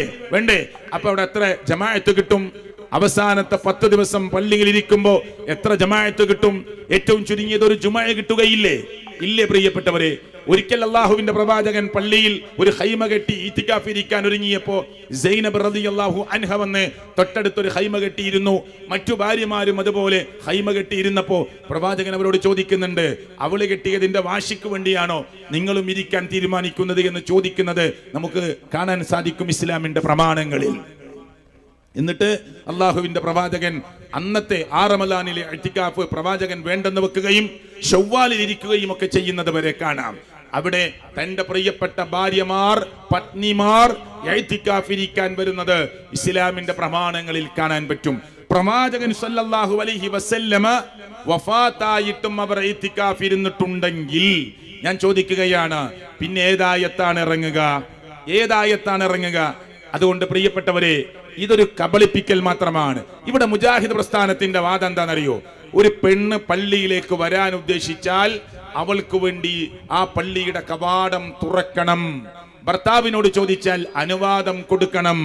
ഇനി സ്ത്രീക്ക് വീടാണ് ഉത്തമം. നിസ്കാരത്തിന്റെ കാര്യത്തിൽ മാത്രം ആണോ? പള്ളിയുടെ വിഷയത്തിൽ മാത്രമാണോ സ്ത്രീക്ക് വീടിന്റെ ഉള്ളാണ് ഉത്തമം എന്നത്? ഒരു സ്ത്രീയെ സംബന്ധിച്ചിടത്തോളം എല്ലാ കാര്യത്തിലും അവർ വീട്ടിൽ അടങ്ങി ഒതുങ്ങി കൂടേണ്ടവളാണ്. ഓട്ടോറിക്ഷയിൽ പോകാം, ബസ്സിൽ പോകാം, കോളേജിലേക്ക് പോകാം, പഠിക്കാൻ പോകാം, ഷോപ്പിങ്ങിന് പോകാം. ആ നബിദിന റാലി പോകുമ്പോ പർദ്ദയും മഫ്തിയും കൂടി വേണ്ട, നേരെ വീട്ടിലിട്ട ഡ്രസ്സിട്ട് ഓടി വന്ന് റോഡിൽ നിൽക്കാം, കദീന പൊട്ടുന്നത് കാണാം, പടക്കം പൊട്ടിക്കുന്നത് കാണാം, ഉത്സവത്തിന് പോകാം, എല്ലാ സ്ഥലത്തും പോകാം. തന്റെ ഭർത്താവിന്റെ കൂടെ ബൈക്കിൽ കയറി ജുമഅക്ക് പച്ച പകൽ പള്ളിയിലേക്ക് പോയ ഫിത്തിന, ബാക്കി ഒരു സ്ഥലത്തും ഫിത്തിനല്ല. നേർച്ചയുടെ പൂരപ്പറമ്പിൽ ആണും പെണ്ണും ഇടകലർന്ന് അങ്ങോട്ടും ഇങ്ങോട്ടും തിക്കും തിരക്കും കൂട്ടി പോകാം. റമളാനിന്റെ 17-ാം രാവിന് ബദരീങ്ങളുടെ ചോറ് വാങ്ങാൻ റോഡിൽ ലൈനിക്ക, അതിനൊന്നും ഒരു പ്രശ്നമില്ല. എവിടെ ഫിത്തിനല്ല, പള്ളിയിൽ മാത്രം ഫിത്തിന. അത് നിങ്ങൾക്ക് എവിടുന്നാ കിട്ടിയത്? പള്ളിയിൽ മാത്രം ഫിത്തിന അല്ലേ? നിങ്ങൾ എഴുതി വെച്ച പള്ളികളിലെ ബോർഡ് നോക്കിയാൽ കാണാം, നിങ്ങൾക്കതിൽ അഭിപ്രായ വ്യത്യാസമുണ്ട് എന്ന്. ഒരൊറ്റ ഉദാഹരണം ഞാൻ പറയട്ടെ. യാത്രക്കാരികളായ സ്ത്രീകൾക്ക് നിസ്കരിക്കാനുള്ള നിസ്കാര സ്ഥലം, അത്ര വലിയ എസ് ഒന്നും എഴുതേണ്ട ആവശ്യമില്ല, പള്ളി എഴുതിയാൽ മതി, ആളുകൾക്ക് മനസ്സിലാവും. ആണിനും പെണ്ണിനൊക്കെ നിസ്കരിക്കാനുള്ള സൗകര്യമുണ്ട്. ഒരു സ്ഥലത്ത് യാത്രക്കാരികളായ സ്ത്രീകൾക്ക് നിസ്കരിക്കാനുള്ള നിസ്കാര സ്ഥലം, മറ്റേ സ്ഥലത്തോ സ്ത്രീകൾക്ക് നിസ്കരിക്കാൻ സൗകര്യമുണ്ട്, അവിടെ യാത്രക്കാര് പോയി. അപ്പൊ നിങ്ങൾക്ക് അഭിപ്രായ വ്യത്യാസം ഉണ്ടോ? യാത്രക്കാരികളായ സ്ത്രീകൾക്ക് മാത്രമേ ആ പള്ളിയോട് ചേർന്നുണ്ടാക്കിയ റൂമിൽ നിസ്കരിക്കാൻ പാടുള്ളൂ. നിങ്ങൾ ടിക്കറ്റ് ചോദിക്കലുണ്ടോ? എവിടുന്ന യാത്ര വരുന്ന അതിന് ആളെ നിർത്തിയിട്ടുണ്ടോ? നിങ്ങൾ അന്വേഷിക്കലുണ്ടോ? ഇത് യാത്രക്കാരികളായ സ്ത്രീകൾ തന്നെയാണെന്ന് ഉറപ്പുവരുത്തലുണ്ടോ? യാത്രക്കാരി അല്ലാത്തൊരു പെണ്ണ റൂമിലേക്ക് വന്ന് നിങ്ങൾ കയറ്റൂലേ? നിസ്കരിക്കാൻ സമ്മതിക്കൂലേ? ഞാൻ ചോദിക്കുന്നു, ഒരു സ്ഥലത്ത് അങ്ങനെ ബോർഡ്, മറ്റൊരു സ്ഥലത്ത് കാണാം സ്ത്രീകൾക്ക് നിസ്കരിക്കാൻ സൗകര്യമുണ്ട്. പിന്നെ എവിടെയാണ് ഏറ്റവും നല്ലത് നിങ്ങളുടെ അഭിപ്രായത്തിൽ? പള്ളിയോട് ചേർന്നാണ്, എന്നാലത് കുറച്ചുകൂടി സുരക്ഷിതത്വമാണ്. അതാ ഈ സെലഫി പള്ളിയിൽ പോയി നോക്കൂ നിങ്ങൾ. ഒരു പള്ളി ഉണ്ടാക്കുമ്പോൾ ആ പള്ളിയുടെ ഒരു ചുമരിനോട് ചേർന്ന് 3 ചുമരും കൂടി പടുത്തുയർത്തി സ്ത്രീകൾക്ക് ഒരു പ്രത്യേക സൗകര്യം ഉണ്ടാക്കും. അപ്പോ ആ പള്ളിയോട് ചേർന്നാണെങ്കിൽ ഒരു ഭാഗത്തെ ചുമര് ലാഭാണ്. നിങ്ങൾ 1 മീറ്റർ വിട്ടിട്ട് അതിലേക്ക് തട്ടിയ സെലഫി പള്ളിനെ പോലെ ആവും. 1 മീറ്റർ വിട്ടിട്ട് വേറെ റൂം ഉണ്ടാക്കും. അപ്പൊ 4 ഭാഗത്തെ കല്ലും വേണം, അതിലേക്ക് അങ്ങോട്ട് ചേർന്നാലോ സെലഫി പള്ളി പോലെ ആവും. മുട്ടാൻ പാടില്ല, ചേരാൻ പാടില്ല. പിന്നെ സെലഫി പള്ളിയിലോ പുരുഷന്മാർക്ക് വേറെ ഗേറ്റ് ഉണ്ട്, സ്ത്രീകൾക്ക് കയറാൻ വേറെ വഴിയുണ്ട്. നിങ്ങളുടെ പള്ളികളിൽ ചില ബോർഡ് മുസല്ല നിസാ, അത് മാത്രമേ ഉള്ളൂ. സ്ത്രീകൾക്ക് നിസ്കരിക്കാനുള്ള മുസല്ല ഇവിടെയാണ് എന്ന ബോർഡ് കാണാം. അപ്പൊ ഇവിടെ എന്താണ് വ്യത്യാസമുള്ളത്? കുറച്ചു കാലം മുമ്പ് സമസ്തയുടെ പള്ളിയിൽ യാത്രക്കാരികളായ സ്ത്രീകൾക്ക് നിസ്കരിക്കാനുള്ള സൗകര്യം ഉണ്ടായിരുന്നില്ല. അവർ യാത്ര വരുമ്പോ പുരുഷന്മാര് പള്ളിയിൽ കയറി നിസ്കരിക്കും, സ്ത്രീകൾ റോഡിലോ വാഹനത്തിന്റെ അടുത്തോ അങ്ങനെ നിൽക്കും. എന്നിട്ട് ഭർത്താവിനെ കാത്തിരിക്കും. സ്ത്രീകൾ വീട്ടിൽ പോയിട്ട് ആ 2, 3 ഒക്കെ കൂട്ടിയടിക്കല. പിന്നീടാണ് ചർച്ച നടത്തി യാത്രക്കാരികളായ സ്ത്രീകൾക്കുള്ള സൗകര്യം ഒരുക്കിയത്. ഇപ്പൊ പതുക്കെ യാത്രക്കാർ ഒഴിവായി തുടങ്ങി. എന്തിനാ പ്രിയപ്പെട്ടവരെ ഇതിൽ വാശി? പേരോട് ഉസ്താദിനോട് അങ്ങ് പിന്നെ മക്കത്ത് സ്ത്രീകൾ വരുന്നില്ലേ എന്ന് ചോദിച്ചപ്പോ അദ്ദേഹം കൊടുത്ത മറുപടി എന്താ? അങ്ങനെ പ്രസംഗത്തിനിടയിൽ ചോദിക്കുകയല്ല, പലരും ചോദിക്കാറുണ്ട്. ആ വീഡിയോ നിങ്ങളൊന്ന് കണ്ടു നോക്കൂ. പേരോട് ഉസ്താദ് എന്ത് പറയുന്നു, ഇൻഷാ അല്ലാഹ് ഇതിനുശേഷം ഞാൻ പറയാം. മസ്ജിദുൽ ഹറാമിൽ സ്ത്രീകൾ പങ്കെടുക്കുന്നില്ലേ എന്ന് ചോദിക്കുന്നവരുണ്ട്. ഞാൻ അവരോട് പറയുന്നു, ഒരിക്കലും ഇവിടെ നിന്ന് പോകുന്ന സ്ത്രീകളെ കൊണ്ടോ അന്നാട്ടുകാരായ സ്ത്രീകളെ കൊണ്ടോ മക്കയിൽ ജുമഅ സംഘടിപ്പിച്ചിട്ടില്ല, നടക്കുന്നുമില്ല. പിന്നെന്താ ഉള്ളത്? അവിടെ ആ നാട്ടുകാരായ 40 അല്ല 400 അല്ല 4000 അല്ല, നാട്ടുകാരായ ആയിരക്കണക്കിന് ആളുകൾ സ്ഥാപിച്ചു നടത്തുന്ന ജുമഅ. ആ ജുമഅയിൽ അവിടെ തവാഫിന് വേണ്ടി പോകുന്ന സ്ത്രീകൾ, തവാഫ് പള്ളിയിൽ വെച്ചാകണം, അത് പുറത്തു വെച്ച് ചെയ്താൽ ശരിയാവുകയില്ല. അവിടെ തവാഫിന് വേണ്ടി മസ്ജിദുൽ ഹറാമിൽ പോകൽ സ്ത്രീകൾക്ക് നിർബന്ധവും സുന്നത്തുമാണ്. നിർബന്ധമായ തവാഫിന് വേണ്ടി പോകൽ നിർബന്ധമാണ്. അങ്ങനെ തവാഫിന് വേണ്ടി പോകുന്ന സ്ത്രീകൾ തവാഫ് ചെയ്യുന്നതിനിടയിൽ ജുമഅയുടെ സമയമായ ആ സമയത്ത് അവർ ബാങ്ക് വിളി കേൾക്കുമ്പോ തിരിച്ച് പള്ളിയിൽ നിന്ന് അങ്ങോട്ട് ഇറങ്ങിപ്പോവുകയാണെങ്കിൽ അങ്ങ് ഇങ്ങോട്ട് ജുമഅക്ക് വരുന്ന പുരുഷന്മാരുമായി ഗേറ്റിനടുക്കൽ വെച്ച് കൂട്ടിമുട്ടിപ്പോകും. അങ്ങനെ സ്ത്രീകളും പുരുഷന്മാരും കൂട്ടിമുട്ടരുത്. അതുകൊണ്ട് പള്ളിയുടെ ഒരു മൂലയിൽ അവർ മാറി നിൽക്കുന്നു. ആ മാറി നിൽക്കുന്ന സമയത്ത് അവിടെ നടക്കുന്ന ജുമഅയിൽ അവർ പങ്കെടുത്താൽ തെറ്റാണെന്ന് ആർക്കും വാദമില്ല. അതുപോലെയല്ല ജുമഅക്ക് വേണ്ടി പുറപ്പെട്ടു പോകുന്നത്. തവാഫിന് വേണ്ടി പോയപ്പോൾ നടക്കുന്ന ജുമഅയിൽ ഒരാൾ പങ്കെടുക്കുന്നതും ജുമഅക്ക് വേണ്ടി പുറപ്പെട്ടു പോകുന്നതും രണ്ടും രണ്ടാ. മനസ്സിലായില്ലേ? രണ്ടും രണ്ടാ. എന്താ രണ്ടും രണ്ടായത്? ഒന്നവിടെ നടക്കുന്ന ജുമയിൽ സ്ത്രീകൾ പങ്കെടുത്തതാ. ഉത്തരം എന്താ ലാസ്റ്റ് പറഞ്ഞത്? പലരും ചോദിക്കുന്നുണ്ട്, മക്കത്ത് സ്ത്രീകൾ നിസ്കരിക്കണില്ലേ എന്ന്. ഉണ്ട് ഇല്ല എന്നപ്പോ അദ്ദേഹം പറഞ്ഞ്. നിസ്കരിക്കുന്നുണ്ട്, ജുമയിൽ പങ്കെടുക്കുന്നുണ്ട്, ജമാഅത്തിൽ പങ്കെടുക്കുന്നുണ്ട്. പക്ഷെ രണ്ടും രണ്ടാ.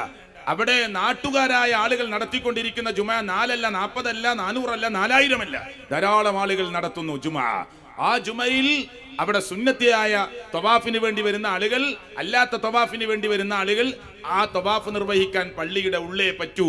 അങ്ങനെ തവാഫിന് വേണ്ടി വന്ന സ്ത്രീകൾ ബാങ്ക് കൊടുത്താൽ ആ തവാഫ് നിർത്താറില്ല.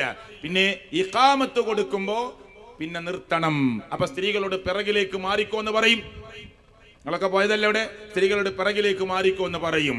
അങ്ങനെ മാറി നിൽക്കുന്ന സ്ത്രീകൾ അങ്ങോട്ട് പുറത്തേക്ക് പോയാൽ ജുമഅക്ക് വേണ്ടിയോ ജമാഅത്തിന് വേണ്ടിയോ വരുന്ന ആളുകൾ പുരുഷന്മാർ ഇങ്ങോട്ട് കയറുമ്പോ തവാഫിന് വേണ്ടി വന്ന സ്ത്രീകൾ അങ്ങോട്ട് പോകുമ്പോ ഗേറ്റിൽ കൂട്ടിമുട്ടി പോകും. ആകെ ഒരൊറ്റ ഗേറ്റ് ഉള്ളു അവിടെ. ഗേറ്റിൽ അങ്ങ് കൂട്ടിമുട്ടി പോകും അല്ലേ? Gate number 84, gate number 90, gate number 92 എന്നൊക്കെ കാണുന്ന സ്ഥലത്തെ ഗേറ്റിൽ വെച്ച് അങ്ങ് കൂട്ടിമുട്ടി പോകും. അതുകൊണ്ട് സ്ത്രീകളോട് പിറകിലേക്ക് മാറി നിൽക്കാൻ പറഞ്ഞു. മാറി നിന്ന സ്ത്രീകൾ അവിടെ നടക്കുന്ന ജുമയിൽ പങ്കെടുത്തു. മനസ്സിലായില്ലേ? ഇങ്ങനെ മൂക്കൊക്കെ പിടിച്ച് വളച്ചൊടിച്ച്. അപ്പോ ഈ സ്ഥലത്ത്, ഈ പ്രദേശത്ത്, അല്ലെങ്കിൽ ഇതിന്റെ പരിസര പ്രദേശത്ത് സമസ്തയിൽപ്പെട്ട ഒരു സ്ത്രീ എന്ത് വാങ്ങാൻ വന്നതാ? പച്ചക്കറി വാങ്ങാൻ വന്നതാ. ലക്ഷ്യം എന്താ? ഉദ്ദേശം എന്താ? പച്ചക്കറി വാങ്ങല. അപ്പൊ മഗ്‌രിബ് ബാങ്ക് കൊടുത്തു. അപ്പൊ പള്ളി കയറി ജമാഅത്തിൽ കൂടാ. കാരണം ജമാഅത്തിന് വന്നതല്ല, പച്ചക്കറി വാങ്ങാൻ വന്നപ്പോൾ നിസ്കാരത്തിന്റെ സമയമായതാ. അപ്പൊ നടക്കുന്ന ജമാഅത്തിൽ പങ്കെടുത്തതാണ്. പറ്റുമോ? ഇല്ല നിങ്ങൾ പറയണം. അങ്ങനെ പറ്റുമോ ഇല്ലേ നിങ്ങൾ പറയണം. എന്തിനാ ഇങ്ങനെ വളച്ചൊടിച്ച്? പ്രിയപ്പെട്ടവരെ, ഈ സെലഫികൾ ലോകത്ത് പറഞ്ഞു കൊടുത്തത്, സെലഫുകളുടെ ചര്യപ്രകാരം പറഞ്ഞു കൊടുത്തത്, സ്ത്രീകൾക്ക് പള്ളിയിൽ വരാം, അവരെ നിർബന്ധിക്കേണ്ട ആവശ്യമില്ല, മറിച്ച് അവർക്ക് വരാം. അവർ വന്നാൽ അവർക്കും കിട്ടും പ്രതിഫലം, 27 ഇരട്ടി പ്രതിഫലം അവർക്കും ലഭിക്കും. അവർ വരാൻ പാടില്ലാത്ത ഒന്നാണെങ്കിൽ അള്ളാഹുവിന്റെ പ്രവാചകൻ സല്ലല്ലാഹു അലൈഹി വസല്ലമ അവരെ തടയുമായിരുന്നു എന്ന ഗൗരവത്തോടു കൂടിയാണ് വിഷയത്തെ നമ്മൾ കാണേണ്ടത്. സമയത്തിന്റെ കുറവ് കൊണ്ട് ഞാൻ ആ ഭാഗത്തേക്ക് സുദീർഘമായ വിശദീകരണത്തിലേക്ക് പോകുന്നില്ല. അപ്പൊ പേരോട് ഉസ്താദ് പോലും പറഞ്ഞ് ലാസ്റ്റ് ജനങ്ങളെ പഠിപ്പിക്കുന്നത്, നടക്കുന്ന ഒരു ജുമയിൽ വേണമെങ്കിൽ സ്ത്രീകൾക്ക് പങ്കെടുക്കാം, ജുമഅക്കായി ഇറങ്ങി പുറപ്പെടാൻ പാടില്ല എന്നതാണ്. നിങ്ങളെ പള്ളിന്റെ മുറ്റത്ത് വെച്ച് വയൽ നടത്തലില്ലേ? ഉണ്ട്. അപ്പോ ഇശായിന് നിർത്തലുണ്ടോ? ഉണ്ടെങ്കിലോ? അപ്പൊ സ്ത്രീകളോട് കയറി പള്ളി കയറി നിസ്കരിച്ചോ എന്ന് പറയലുണ്ടോ? അങ്ങനെ പറഞ്ഞാൽ അവിടെ നിസ്കരിക്കാനുള്ള സൗകര്യങ്ങൾ പള്ളിയിൽ ഉണ്ടോ? അറിയില്ല. അപ്പോ നടക്കുന്ന ഒരു ജമാഅത്തിലും ജുമയിലൊക്കെ പങ്കെടുക്കാനുള്ള സൗകര്യങ്ങൾ കൊടുക്കാറുണ്ടോ? പ്രിയപ്പെട്ടവരെ, എന്തിനാണ് ഈ സമൂഹത്തെ ഈ അർത്ഥത്തിൽ നിങ്ങൾ കബളിപ്പിച്ച് നിർത്തുന്നത് എന്ന് മാത്രമാണ്. ഇത്രയും പ്രമാണങ്ങൾ ഉണ്ടായിട്ട്, രേഖകൾ ഉണ്ടായിട്ട്, സ്ത്രീകൾ അവര് വസ്ത്രത്തിന്റെ വലിപ്പം പുരുഷന്മാർക്ക് ചുമല് മറക്കണമെന്ന് പറഞ്ഞപ്പോ വസ്ത്രത്തിന്റെ വലിപ്പം കുറഞ്ഞിട്ടു വരെ അള്ളാഹുവിന്റെ പ്രവാചകൻ സല്ലല്ലാഹു അലൈഹി വസല്ലമ സ്ത്രീകളോട് പുരുഷന്മാർ സുജൂദിൽ നിന്ന് ഉയർന്നു എന്ന് ഉറപ്പ് വരുത്തിയതിനു ശേഷം മാത്രം കുറച്ച് സമയം നിങ്ങൾ സുജൂദിൽ തന്നെ നിന്നിട്ട് ഉയർന്നാൽ മതി എന്നുവരെ പറഞ്ഞത്. അവിടെ സൊഫ്, സ്ത്രീകൾക്ക് ഏറ്റവും നല്ല സൊഫ് അവസാനത്തെ സൊഫാണെന്നും അവർക്ക് ഏറ്റവും ഷർറായ സൊഫ് ആദ്യത്തെ സൊഫാണ് എന്നും ഒക്കെ പറയുന്ന രേഖകൾ ഇസ്ലാമിന്റെ പ്രമാണങ്ങളിൽ കിടക്കുകയാണ്. നിൽക്കട്ടെ, നമുക്ക് സമയബന്ധിതമായി അവസാനിപ്പിക്കേണ്ടതുണ്ട്. മറ്റൊന്ന് അദ്ദേഹം പറഞ്ഞിട്ടുള്ളത് അള്ളാഹുവിനെ കുറിച്ചാണ്. മുജാഹിദുകളുടെ അള്ളാഹ് അത് കൈയുള്ള അള്ളയാണ്, കാലുള്ള അള്ളയാണ് അല്ലേ? എത്ര സമയമാണ് അത് പറഞ്ഞ് പരിഹസിക്കുന്നത്. പ്രിയപ്പെട്ടവരെ, ഞാൻ നിങ്ങളെ കേൾപ്പിക്കാം. ഈ അള്ളാഹുവിന്റെ സിഫത്തുകൾ എങ്ങനെ പറഞ്ഞോ അങ്ങനെ വിശ്വസിക്കാനാണ് സലഫികൾ ലോകത്തോട് പറഞ്ഞിട്ടുള്ളത്. ഖുർആനിൽ യദ് എന്ന് വന്നാൽ, ഹദീസിൽ യദ് എന്ന് വന്നാൽ അള്ളാഹുവിന്റെ കൈ എന്ന് അതിനെ വ്യാഖ്യാനിക്കാൻ പോവേണ്ടതില്ല, അതിനെ നീട്ടിപ്പരത്താൻ പോവേണ്ടതില്ല. ഈ അള്ളാഹു സിംഹാസനത്തിൽ ഉപവിഷ്ടനാണ് എന്ന് പറഞ്ഞാൽ അതിന്റെ കൈഫിയത്ത് പറയാൻ പോവേണ്ടതില്ല. ഷാഫി ഇമാമിനെ പോലും ഇതേ വ്യാഖ്യാനങ്ങളിൽ ഉറച്ചു നിന്ന ആളുകളുടെ കൂട്ടത്തിലാണ് എണ്ണിയിട്ടുള്ളത്. ഇബ്നു കസീർ റഹ്മത്തുള്ളാഹി അലൈഹി, നോക്കൂ, ഞാൻ വായിച്ച് കേൾപ്പിക്കാൻ, നിങ്ങൾ ശ്രദ്ധിച്ചോളൂ. സുമ്മസ്തവാ അലൽ അർഷ്. ഞാൻ ഓരോ പദങ്ങളും ഇങ്ങനെ സാവകാശം അർത്ഥം വെച്ച് പോകുന്നില്ല സമയത്തിന്റെ കുറവ് കൊണ്ട്. സുമ്മസ്തവാ അലൽ അർഷ്, ഈ ആയത്തിനെ ഇമാം ഇബ്നു കസീർ റഹ്മത്തുള്ളാഹി അലൈഹി വിശദീകരിക്കുമ്പോൾ പറയുന്നത് നിങ്ങൾ കേട്ടോളൂ. വ ഇന്നമാ യുസ്ലകു ഫീ ഹാദൽ മഖാമി മദ്ഹബു സലഫി സ്വാലിഹ് മാലികിൻ വൽ ഔസാഇ വസ്സൗരി വലൈസ് ബിൻ സഅദ് വശാഫിഈ. കേട്ടോളൂ, ഷാഫി ഇമാമിനെ അവിടെ എണ്ണി. ഇതേ പാതയിലേക്ക് ചേർന്ന, ഇതിൽ പ്രവേശിച്ച പണ്ഡിത ലോകത്തെ എണ്ണുകയാണ്. അഹ്മദ് ബിൻ ഹംബൽ ഇങ്ങനെ എണ്ണിയിട്ട് വഗൈരിഹിം മിൻ അഇമ്മത്തിൽ മുസ്ലിമീൻ ഖദീമൻ വഹദീസ. എവിടെ പറയുന്നത്? ഇമാം ഇബ്നു കസീർ റഹ്മത്തുള്ളാഹിയുടെ തഫ്സീറിൽ പറയുകയാണ്, വഹുവ ഇംറാറുഹാ കമാ ജാഅത് മിൻ ഗൈരി തക്യീഫിൻ വലാ തശ്ബീഹിൻ വലാ തഅതീലിൻ. എന്താണ് പറഞ്ഞത്? രൂപം പറയണ്ട്, വ്യാഖ്യാനിക്കണ്ട, അങ്ങനെയായിരിക്കും ഇങ്ങനെയായിരിക്കും, അള്ളാഹുവിന്റെ ഇരുത്തം എങ്ങനെയായിരിക്കും, അള്ളാഹുവിന്റെ ഇറക്കം എങ്ങനെയായിരിക്കും, കൈഫിയത്ത് പറയണ്ട, സദൃശ്യപ്പെടുത്താൻ പോകണ്ട, അതിനെ നീട്ടിപ്പരത്താൻ പോകണ്ട, ഇല്ലായ്മ ചെയ്യാൻ പോകണ്ട. എങ്ങനെയാണോ പറഞ്ഞിട്ടുള്ളത് ആ പറഞ്ഞ ആളുകളുടെ ലിസ്റ്റിൽ തശ്ബീഹ് പാടില്ല എന്ന് പറഞ്ഞ, തകീഫ് പറയാൻ പാടില്ല എന്ന് പറഞ്ഞ, പ്രിയപ്പെട്ടവരെ ഇതാ തഅ്തീൽ ചെയ്യാൻ പാടില്ല എന്ന് പറഞ്ഞ കൂട്ടത്തിലാണ്. വഇന്നമാ യുസ്ലകു ഫീ ഹാദൽ മഖാം മദ്ഹബു സലഫി സാലിഹ് മാലിക്, ഇമാം മാലിക് റഹ്മത്തുള്ളാഹി അലൈഹി, വൽ ഔസാഇ വസൗരി വലൈസ് ഇബ്നു സഅദ് വശാഫി, ഇമാം ഷാഫി അടക്കമുള്ള ആളുകളെ അഗ്രഗണ്യന്മാരായ പണ്ഡിതന്മാരെ എണ്ണി. വലാഹിറു അൽ മുതബാദിറു ഇലാ അദ്ഹാനിൽ മുശബ്ബിഹീന മൻഫിയുൻ അനില്ല ഫഇന്നല്ലാഹ ലാ യുശ്ബിഹു ശൈഉൻ മിൻ ഖൽഖിഹി. വിശദീകരണത്തിലേക്ക് ഞാൻ പ്രവേശിക്കുന്നില്ല. ഒരു സൃഷ്ടികളെ തൊട്ടും ലോകത്തിന്റെ രക്ഷിതാവായ റബ്ബിനെ സദൃശ്യപ്പെടുത്താനോ ഏതെങ്കിലും അർത്ഥത്തിൽ പറയാനോ പാടില്ല. ലൈസ കമിസ്ലിഹി ശൈഉൻ വഹുവസ് സമീഉൽ ബസീർ. ഇതൊക്കെ ഇമാം ഇബ്നു കസീർ റഹ്മത്തുള്ളാഹിയുടെ ഈ തഫ്സീറിൽ നിന്നാണ് ഞാൻ വായിക്കുന്നത്. ബലിൽ അംറു കമാ ഖാല അൽഇമ്മത്തു മിൻഹും നഈം ഇബ്നു ഹമ്മാദിൽ ഖുസാഇ, ശൈഖുൽ ബുഖാരി, ഇമാം ബുഖാരിയുടെ ശൈഖായ നഈം ഇബ്നു ഹമ്മാദ് എന്ന് പറയുന്ന അദ്ദേഹത്തിന്റെ പേര് ഉദ്ധരിച്ചുകൊണ്ട് പറയുകയാണ്, മൻ ശബ്ബഹല്ലാഹ് ബിഖൽഖിഹി ഫഖദ് കഫറ. ഒരു സൃഷ്ടിയോട് അല്ലാഹുവിനെ ആരെങ്കിലും സദൃശ്യപ്പെടുത്തിയാൽ ഫഖദ് കഫറ, അവൻ ആരാണ്? സത്യനിഷേധിയാണ്. വമൻ ജഹദ മാ വസഫല്ലാഹു ബിഹി നഫ്സ ഫഖദ് കഫറ വലൈസ ഫീമാ വസഫല്ലാഹു ബിഹി നഫ്സ വലാ റസൂലുഹു തശ്ബീഹ്. പാടില്ല എന്ന് പറയുന്നത് അല്ലാഹു തആല അല്ലാഹുവിനെ കുറിച്ച് പറഞ്ഞു തന്നതിനെ ആരെങ്കിലും നിഷേധിച്ചു കളഞ്ഞാൽ അവൻ കുഫർ ചെയ്തവനാണ്. ആരെങ്കിലും റബ്ബിനെ ഏതെങ്കിലും അർത്ഥത്തിൽ സദൃശ്യപ്പെടുത്തി പറഞ്ഞാൽ അവൻ കുഫർ ചെയ്തവനാണ്. തുടർന്ന് പറയുകയാണ്, വമൻ അസ്ബത ലില്ലാഹി തആല മാ വറദത് ബിഹിൽ ആയാതുസ് സ്വരീഹ വൽ അഖ്ബാറു സ്വഹീഹ അലൽ വജ്ഹിൽ ലദി യലീഖു ബിജലാലില്ലാഹി തആല. ഇങ്ങനെ കൃത്യമായി സലഫുകളുടെ നിലപാട് എങ്ങനെയായിരിക്കണം? ചുരുക്കി പറഞ്ഞാൽ അല്ലാഹു തആല റബ്ബിനെ കുറിച്ച് എന്തു പറഞ്ഞോ അവിടെ നിൽക്കണം. അല്ലാഹുവിന്റെ അർശിൽ ഉപവിഷ്ടനാണ് എന്ന് പറയുന്നത് ഇന്നൽ ഇസ്തിവാ അലൽ അർശ്, ആ അർശിന്റെ മേൽ ഉപവിഷ്ടനാണ് എന്ന് പറഞ്ഞാൽ അത് റബ്ബിനെ കുറിച്ച് പറയുന്ന ഒരു സിഫത്താണ്. ബിലാ കൈഫിൻ, അതിൽ പിന്നെ നമ്മൾ രൂപം പറയാൻ പാടില്ല. വൽ ഈമാനു ബിഹി വാജിബുൻ, അത് വിശ്വസിക്കൽ നിർബന്ധമാണ്. വസ്സുആലു അൻഹു ബിദ്അ, അതിനെപ്പറ്റി ചോദിക്കൽ തന്നെ ബിദ്അത്താണ്. ആരാ ഇവിടെ ദുർവ്യാഖ്യാനം ചെയ്തത്? എന്നിട്ട് പേരോട് ഉസ്താദ്, പ്രിയപ്പെട്ടവരെ, ഒരു സ്ഥലത്ത് പ്രസംഗിക്കണം എന്താ അറിയോ? ഇപ്പോ നബി സല്ലല്ലാഹു അലൈഹി വസല്ലം ഒരു സ്ത്രീയോട് ചോദിക്കുന്നുണ്ട്, അല്ലാഹു എവിടെ? അതിന് എങ്ങനെ അർത്ഥം വെക്കുക? എങ്ങനെ അർത്ഥം വെക്കും? എന്നെ കേൾക്കുന്ന ഞാൻ ഈ നാട്ടിലെ പാവപ്പെട്ട മുസ്ലിങ്ങളോട് ചോദിക്കുക, അല്ലാഹു എവിടെ എന്ന് മുത്തുനബി തങ്ങളായ സല്ലല്ലാഹു അലൈഹി വസല്ലമ ഒരു സ്ത്രീയോട് ചോദിക്കുകയാണ്, അല്ലാഹു എവിടെ? ഇതിനർത്ഥം പിന്നെ ഇവിടെ അല്ലാഹു ഇവിടെ എന്ന് പറയാൻ പറ്റുമോ? അല്ലാഹു എവിടെ എന്നല്ലാതെ. എന്നിട്ട് ആ ഹദീസിന്റെ കഷ്ടമെടുത്ത് ഒരു ലേഖനം എഴുതിയ ഹെഡിങ് അല്ലാഹു എവിടെയെന്ന് കൊടുത്തപ്പോ പേരോട് ഉസ്താദ് എടുത്തിട്ട് വായിക്കണം എന്താ അറിയോ? ഇതാ കണ്ടോ നിങ്ങള്, ഇവരുടെ ഒരു പുസ്തകത്തിൽ നിന്ന് ഞാൻ വായിക്കാം. അല്ലാഹു എവിടെ? പുതിയാപ്പിളയെ കാണാനില്ലാതെ പരസ്യം കൊടുത്തതുപോലെ അല്ലാഹനെ പറ്റി പരിഹസിക്കുകയാണ്. അല്ലാഹുവിന്റെ പ്രവാചകൻ പഠിപ്പിച്ച ഹദീസിൽ അല്ലാഹു എവിടെ എന്ന് ചോദിച്ചാൽ അവിടെ നിൽക്കണം. അല്ലാഹു എവിടെയെന്ന് മുത്തുനബി സഹാബത്തിന്റെ മുന്നിൽ വെച്ച് ചോദിച്ച് പഠിപ്പിച്ചിട്ടുണ്ടെങ്കിൽ, അല്ലാഹു ആകാശത്തിലാണ് എന്ന് പറഞ്ഞിട്ടുണ്ടെങ്കിൽ അതിനപ്പുറത്തേക്ക് പോകാൻ ഒരു മുസ്ലിമായ വ്യക്തിക്ക് പാടില്ല. ആരാ പരിഹസിച്ചത്? ആരാ അല്ലാഹുവിനെ കളിയാക്കിയത്? പേരോട് ഉസ്താദ് പറയുന്നത് നിങ്ങളൊന്ന് കേട്ടോളൂ.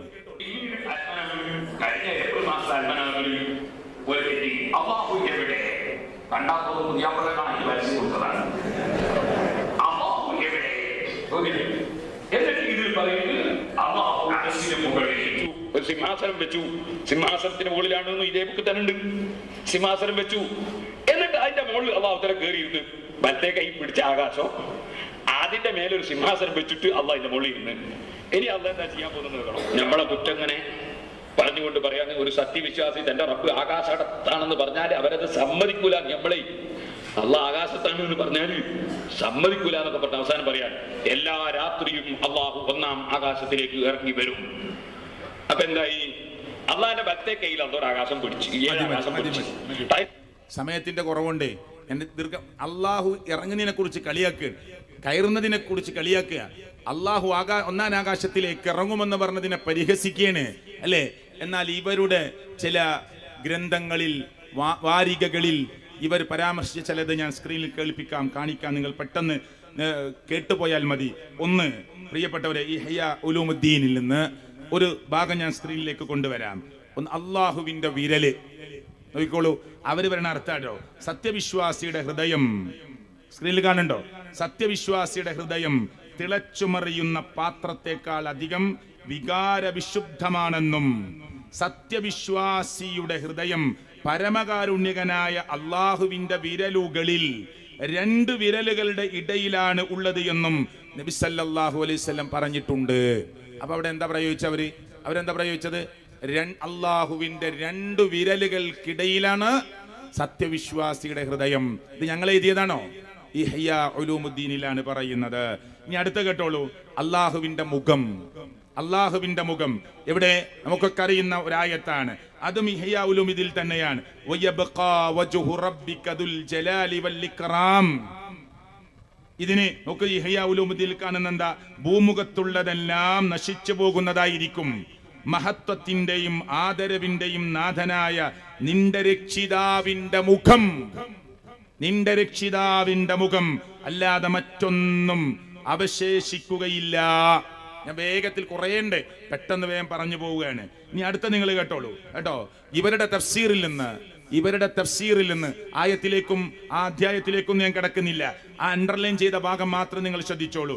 എന്നാൽ അള്ളാഹുവിന്റെ ഇരുകരങ്ങളും, അള്ളാഹ്ക്ക് 2 കൈയുണ്ട്, അപ്പൊ അല്ലെ, അള്ളാഹുവിന്റെ ഇരുകരങ്ങളും നിവർത്തപ്പെട്ടതത്രേ.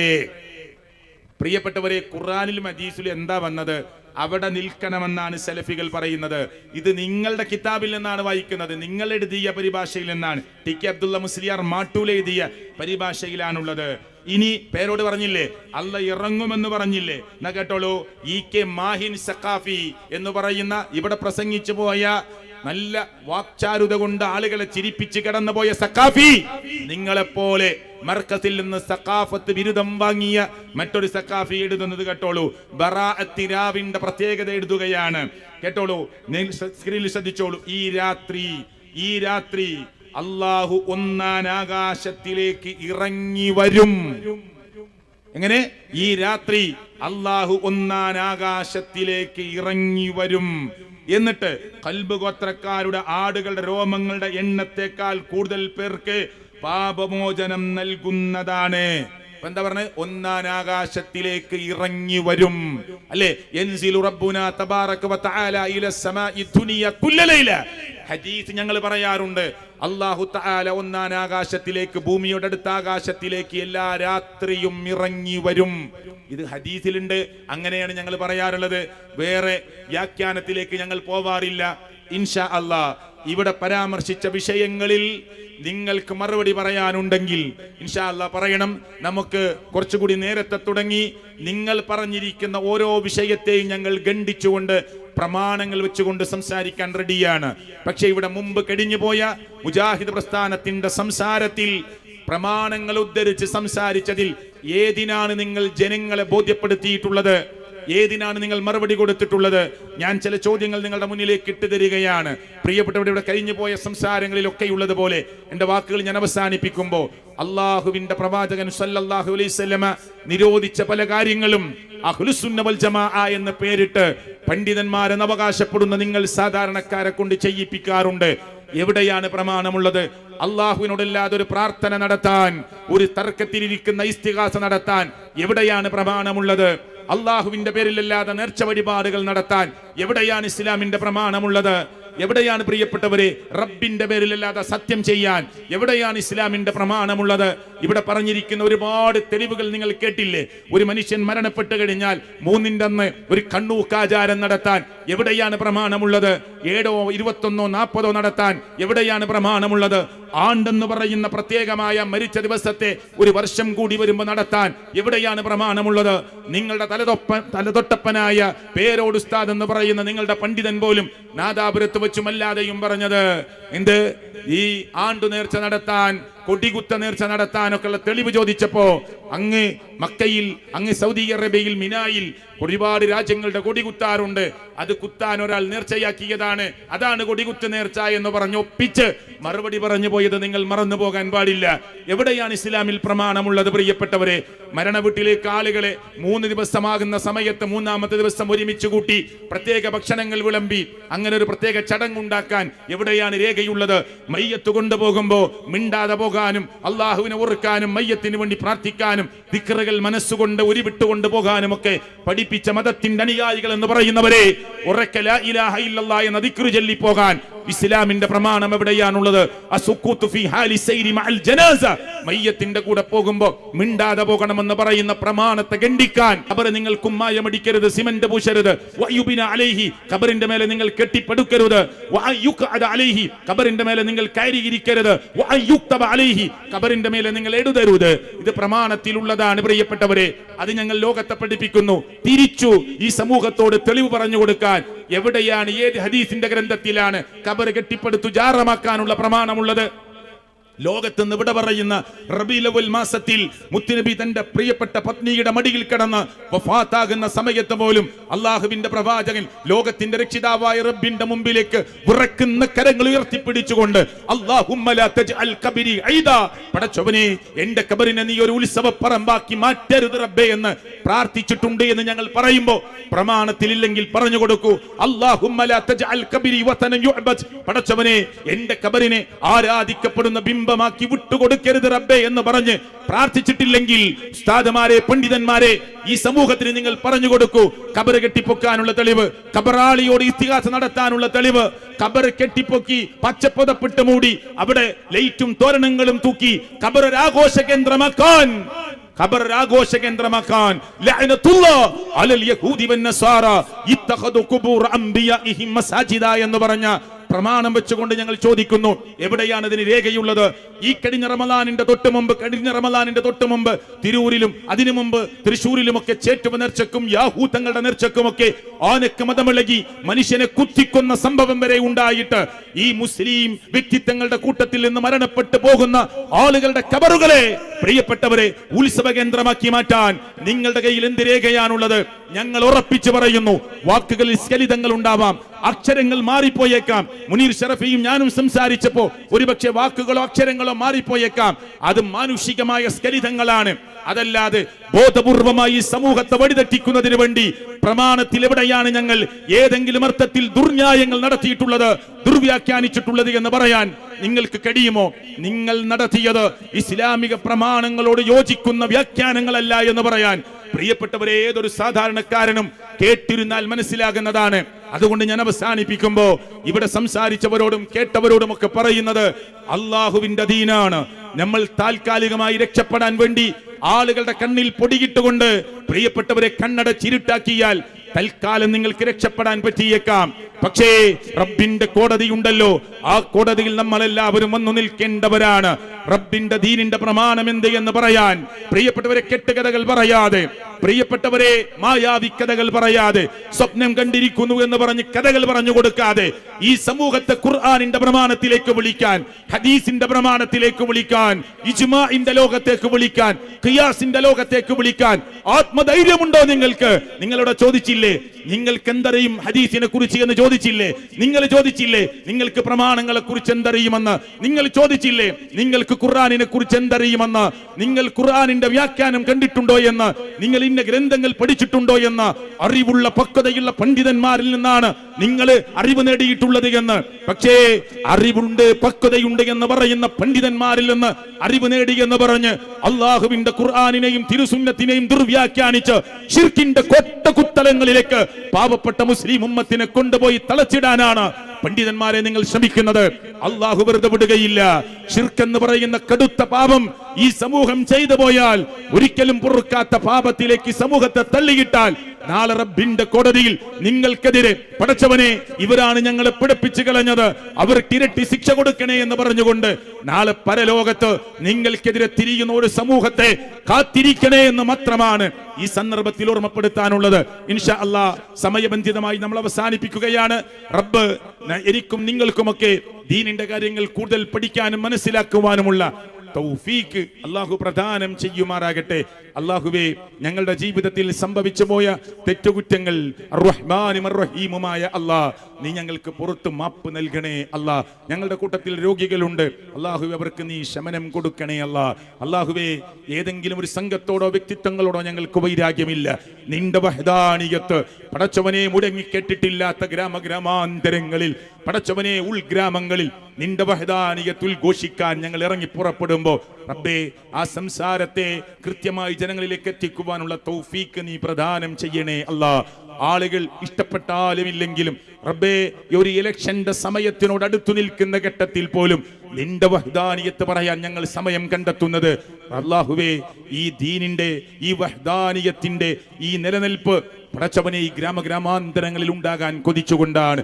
ബദറിന്റെ മണ്ണിൽ കാൽമുട്ട് കുത്തിവെച്ചുകൊണ്ട് ഞങ്ങളുടെ നേതാവായ തങ്ങളായ മുഹമ്മദ് റസൂൽ കരീം സല്ലല്ലാഹു അലൈഹി വസല്ലമ നിന്നോട് പറഞ്ഞില്ലേ റബ്ബേ, അല്ലാഹുമ്മ ഇൻ തുഹ്ലിക് ആദിഹിൽ അസാബ, പടച്ചവനെ ഈ കൊച്ചു സംഘത്തെ എങ്ങാനും നീ നശിപ്പിച്ച് കളഞ്ഞാൽ ലൻ തുഅബദ ഫിൽ അർദി അബദാ എന്ന് പറഞ്ഞതുപോലെ പടച്ചവനെ ഈ തൗഹീദിന്റെ ദഅവത്ത് നിർവഹിക്കുന്ന ഈ കൊച്ചു ടീമിനെ നീ തളർത്തിക്കളഞ്ഞാൽ നിന്റെ വഹ്ദാനിയത്ത് പറയാൻ ഒരു ടീം ഇവിടെ ഇല്ലാതെ പോകുമെന്ന വിശ്വാസത്തോടു കൂടിയാണ് ഞങ്ങൾ എല്ലാ ശാരീരികമായ അസ്വസ്ഥതകളും പ്രയാസങ്ങളും മാറ്റിവെച്ച് അല്ലാഹുവേ നിന്റെ ദീനിന്റെ ദഅവത്തിൽ ഞങ്ങൾ ഈ അർത്ഥത്തിൽ സംസാരിച്ചു കൊണ്ടിരിക്കുന്നത് സ്വീകരിക്കണേ അല്ലാഹ്, ഖബൂലാക്കണേ അല്ലാഹ്. അല്ലാഹുവേ, മരിക്കുമ്പോൾ ലാ ഇലാഹ ഇല്ലല്ലാഹ് എന്ന കലിമത്തു തൗഹീദ് ഉച്ചരിച്ചുകൊണ്ട് മരിക്കാനുള്ള മഹാഭാഗ്യം ഞങ്ങൾക്ക് നീ പ്രദാനം ചെയ്യണേ അല്ലാഹ്. ഫലസ്തീനിന്റെ മണ്ണിൽ നിന്ന് കുട്ടികളുടെയും സ്ത്രീകളുടെയും നിലവിളികളും വേദനകളും ഞങ്ങൾ കേട്ടുകൊണ്ടിരിക്കുകയാണ്. അല്ലാഹു അവർക്ക് നീ ആശ്രയം കൊടുക്കണേ അല്ലാഹ്, അഭയം കൊടുക്കണേ അല്ലാഹ്.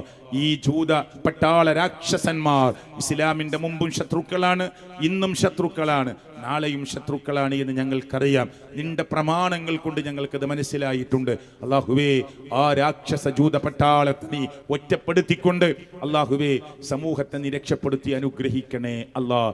അല്ലാഹുവേ, ഇസ്രായേലിന്റെയും അമേരിക്കയുടെയും ഇറാനിന്റെയും ഒക്കെ യുദ്ധം നടക്കുമ്പോൾ ലോകത്തിന്റെ രക്ഷിതാവായ റബ്ബേ, ഫലസ്തീനിലേക്ക് ക്യാമറകൾ തിരിയാത്ത സമയം ചാനലുകളും ക്യാമറകളും ഒക്കെ യുദ്ധത്തിന്റെ പേരിൽ ഇങ്ങോട്ട് തിരിച്ചു വെക്കുമ്പോൾ അവിടുത്തെ കുട്ടികളെ തട്ടിക്കൊണ്ടുപോകുന്നുവെന്നും റമളാനിന്റെ പട്ടാപ്പകൽ സമയത്ത് പോലും അവിടുത്തെ സ്ത്രീകളെ ബലാത്സംഗത്തിനിരയാക്കിയെന്നും ഒക്കെയുള്ള വാർത്തകളൊക്കെ ഞങ്ങൾ കേൾക്കുന്നു. അല്ലാഹുവേ, നിനക്ക് മാത്രമേ സത്യാവസ്ഥ അറിയുകയുള്ളൂ. അവർക്ക് നീ പരിഹാരമുണ്ടാക്കി കൊടുക്കണേ അല്ലാഹ്. അല്ലാഹുവേ, ഞങ്ങളുടെ കൂട്ടത്തിൽ നിന്ന് മൺമറഞ്ഞു പോയ ഞങ്ങളുടെ ഉമ്മമാരുടെ കബറിടങ്ങളെ നീ വിശാലമാക്കി കൊടുക്കണേ അല്ലാഹ്. അല്ലാഹു അവർക്ക് നീ മഗ്ഫിറത്ത് നൽകണേ അല്ലാഹ്, അവർക്ക് നീ മർഹമത്ത് നൽകണേ അല്ലാഹ്.